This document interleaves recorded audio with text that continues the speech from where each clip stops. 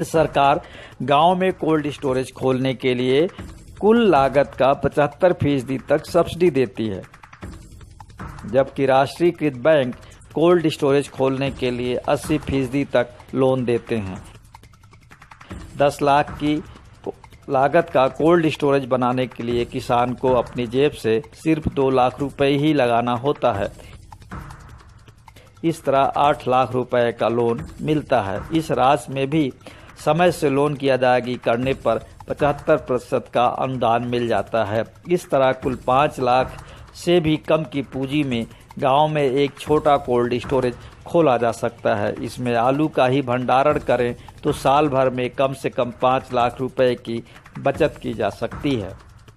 3.5 crore ton क्षमता का cold storage एक गांव की जरूरत के लिए काफ़ी होता है।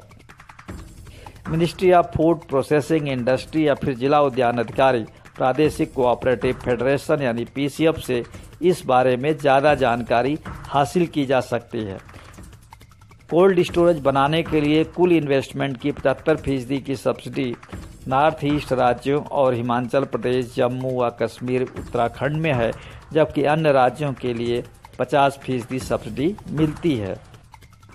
सिर्फ कोल्ड स्टोरेज ही नहीं बल्कि फूड प्रोडक्ट को ले जाने और लाने के लिए जो भी फ्रीजर व्हीकल खरीदी जाती है उस पर भी सरकार सब्सिडी देती है।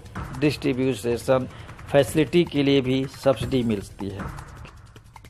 कोल्ड स्टोरेज ज़्यादातर गांव और उसके आसपास के इलाकों में बनाए जाते हैं।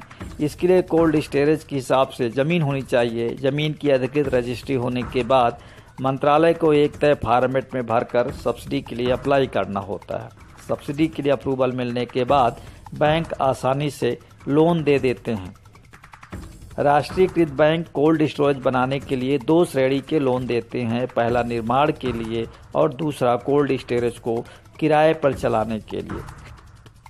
निर्माण के लिए कुल लागत का 80% लोन मिलता है और किराए पर लेने के लिए 90% तक लोन मिल जाता है। लोन की किस्त को अमूमन 11 साल में चुकाना होता है। इसके लिए 1 साल का ग्रेस पीरियड भी मिलता है, लेकिन ज़मीन की रजिस्ट्री या फिर कम से कम 40 साल का लीज एग्रीमेंट हो तभी ये लोन मिल पाता है।